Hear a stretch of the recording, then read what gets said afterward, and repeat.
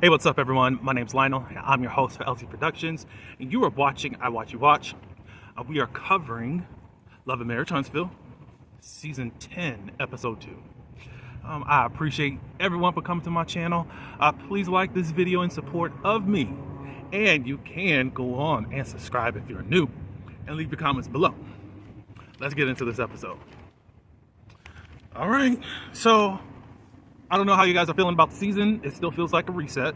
I feel like we're on a slow burn, but it's not a bad burn at the same time. Like, I'm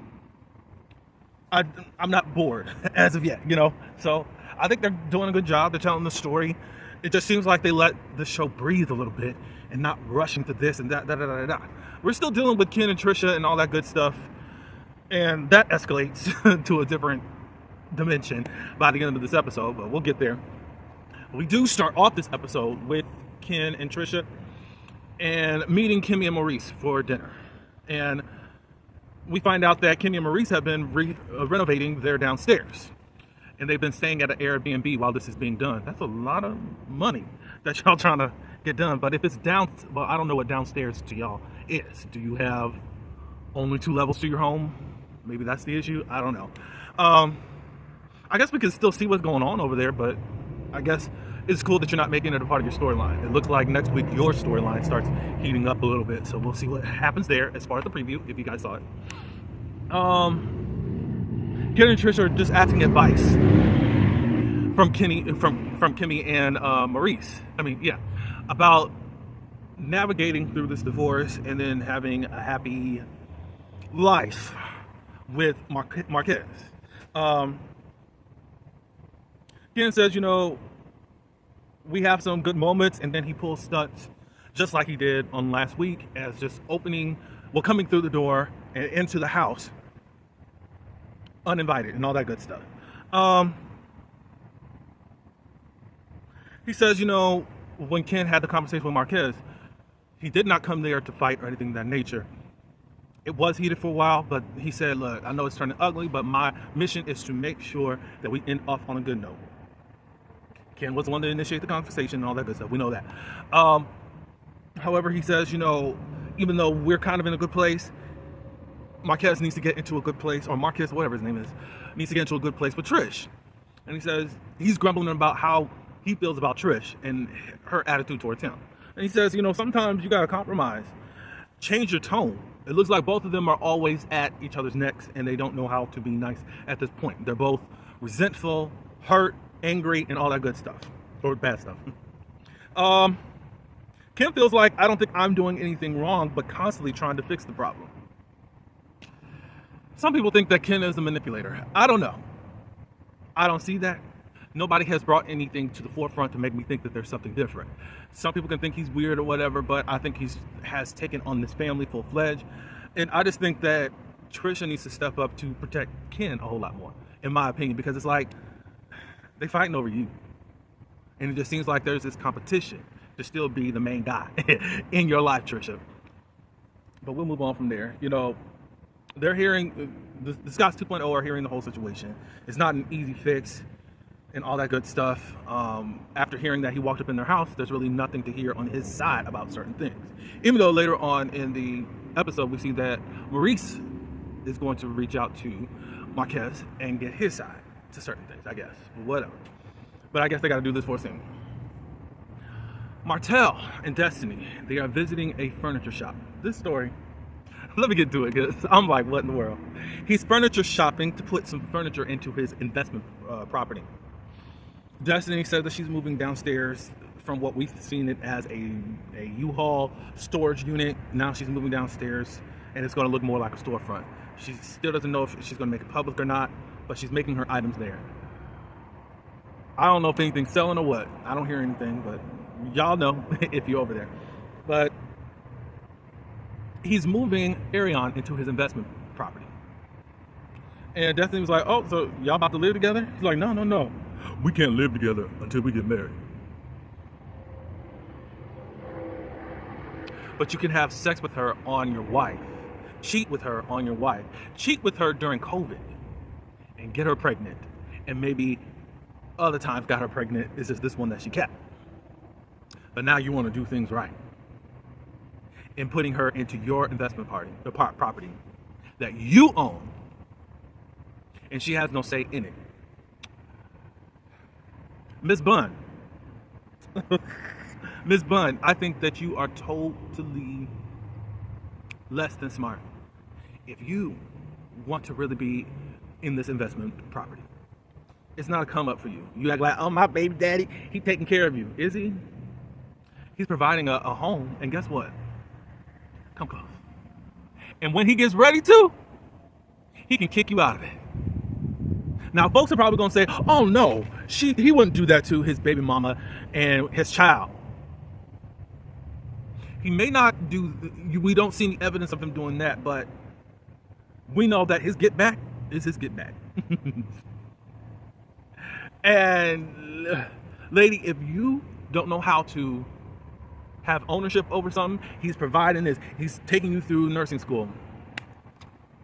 You're like a project in a way. You are something to take care of, but not really something to grow in relationship. He's listing all the things that Ariana does for him. What do you do for her? Because all she can do is post on social media this picture. My man, too much time has passed for y'all to be in this situation in the way that you all are. And now y'all acting like y'all doing everything the right way. That's been spoiled. That's been tarnished. I do feel like this storyline is just for a storyline. It feels like the Martell and Sheree thing, because Destiny's asking, so you been shopping for a ring? A little bit.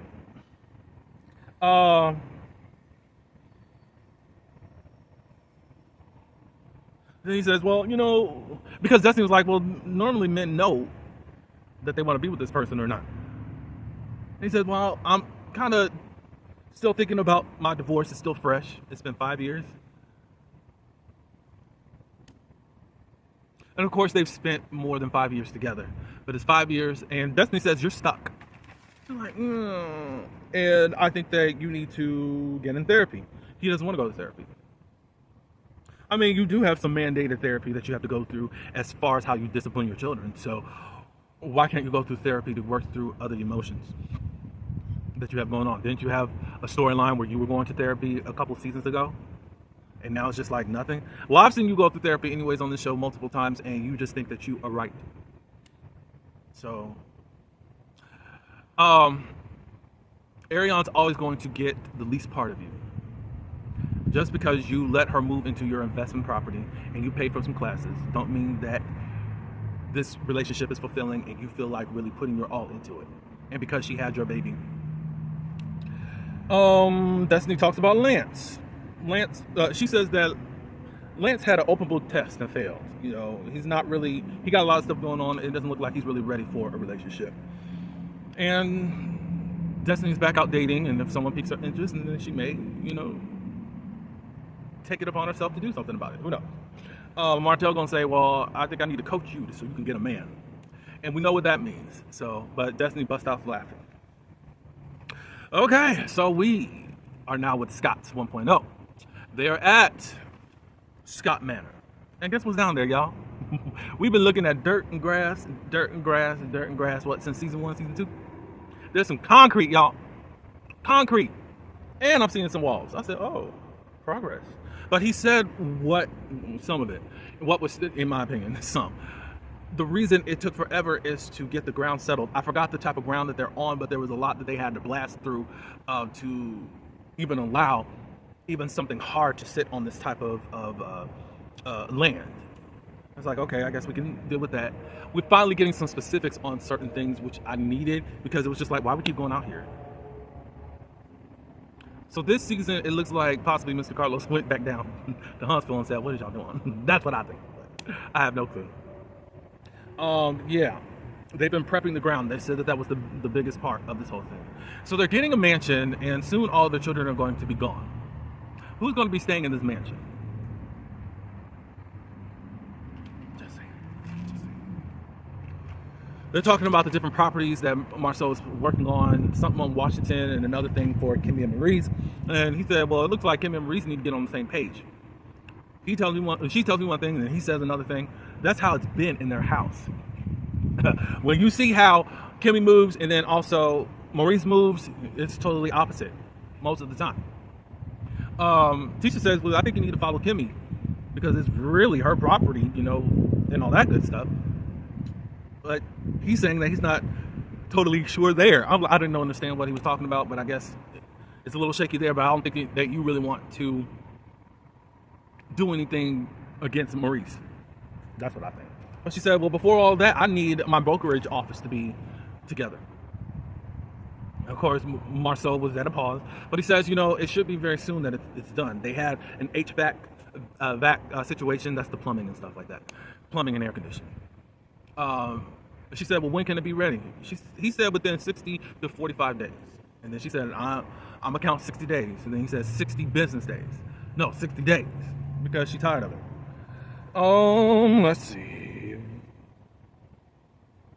Tisha wants to have a celebration because of the stuff that she's been going through for a long time, and she definitely wants to include her mom because it looks like her truck business shown enough is up and running. And Marceau's like, why we gotta include her? Da da da da da.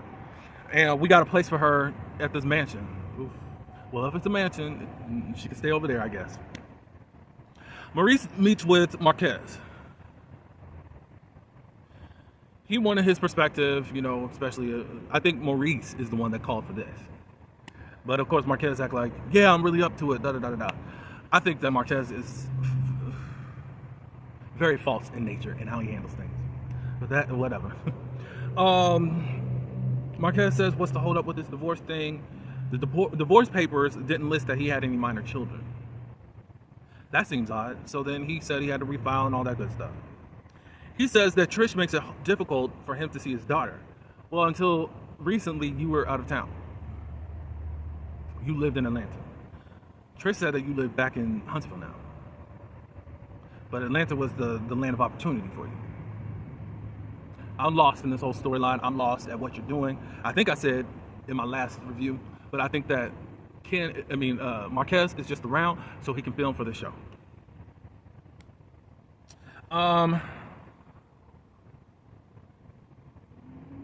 He says, after speaking with Ken this last time, he knows why Trish loves Ken.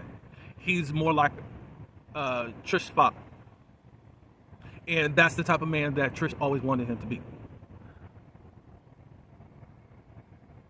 So then Maurice got to the nitty gritty. What did you do in this relationship? He said, I didn't leave the relationship sooner. Before I got married, my dad said that this marriage won't last long at all. He said that he knew within a year later after getting married that he shouldn't have gotten married to her. It just wasn't going to work out. And it looks like still in his mind, he thinks that Trish wants him. But for some reason, I think he likes that. And I think he likes that type of pull that he thinks he's got. I just need somebody to really stand up and just say, this is over, we're done, I don't care what you think, feel, blah, blah, blah, blah, blah. We'll work out the details after we get this filed and the judge says divorce. Because it's too much that's going on here. He says, I gave Trish to Ken or whatever, however he said it, or Ken to Trish. Did you? You were gone. And you said that they were cheating beforehand, so now you gave somebody, how do you give somebody over that was cheating? Or having inappropriate conversations? He is all over the place. Let's move on to Tisha and MJ. They're in the car, and we're finding out it's MJ's 18th birthday. Tisha said that she was 25 when she had him.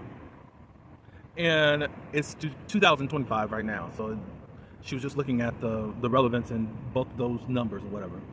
So it looks like MJ's kind of more set on going to college in Michigan. We know that Marceau is okay with that and wants him gone. And that's also because Marceau is from Michigan too. She said, well, if you go, you know, I'm going to get a townhouse at least a couple of blocks away from the college that you go to. And of course, MJ's like, you know, I got to visit once a week. Okay, every other week. He says he's down if you call every week. She said, call? No, we're going to be FaceTiming every day. And that's just typical, especially with mothers, you know, that have nurtured and carried them all this time to feel that type of attachment. I think after a little while that will go or dissipate a little bit. But if you're a mama's boy or she feels like you are her mama's child, Just always know that you're going to be connected. She's like, well, if you go away to Michigan, you may not ever come back to Huntsville. That's probably the plan. It's interesting that Marceau came to Huntsville, Alabama, when he's from Michigan or whatever. So, of course, if somebody who has been raised and stuck in the Alabama area, they probably want something different. Just saying. Are you not worried about being away from her? She says, no. I'm more going to miss Dad than you. And she said, why? Basically, why? He says, well, Dad is a pillar to him. And she asks, what am I to you? He feels like you're more straight-laced, and you keep me straight, da-da-da-da-da.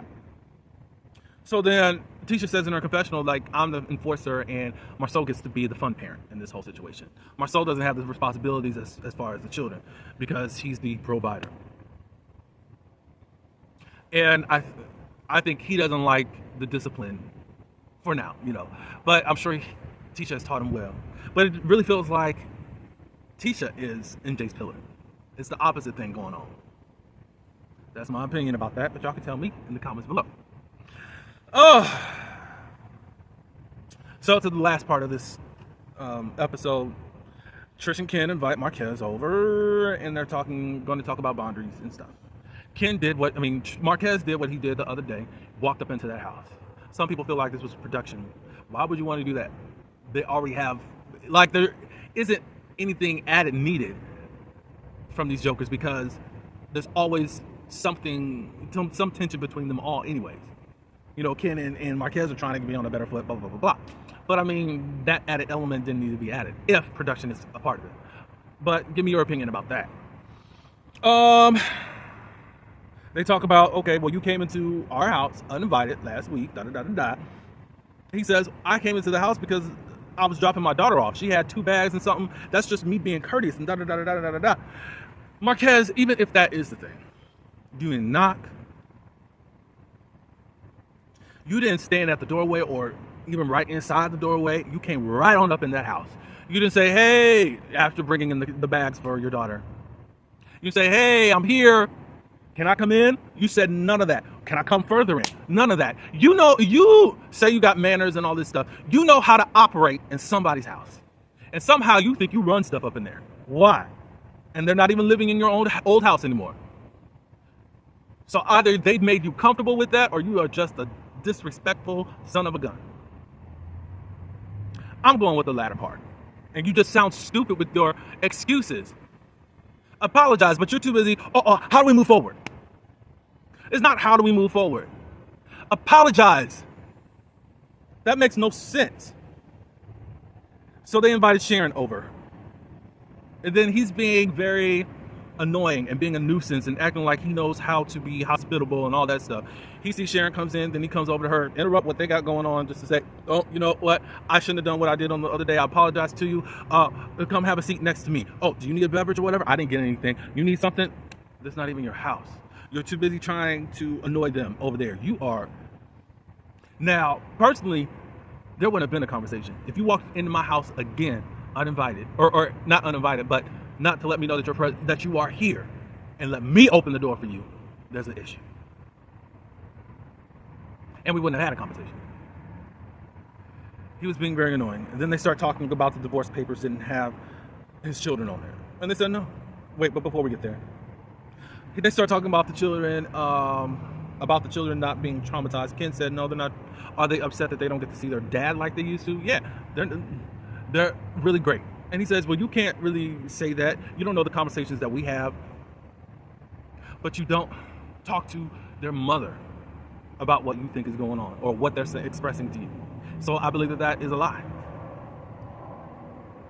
Ken says, I'm the active parent.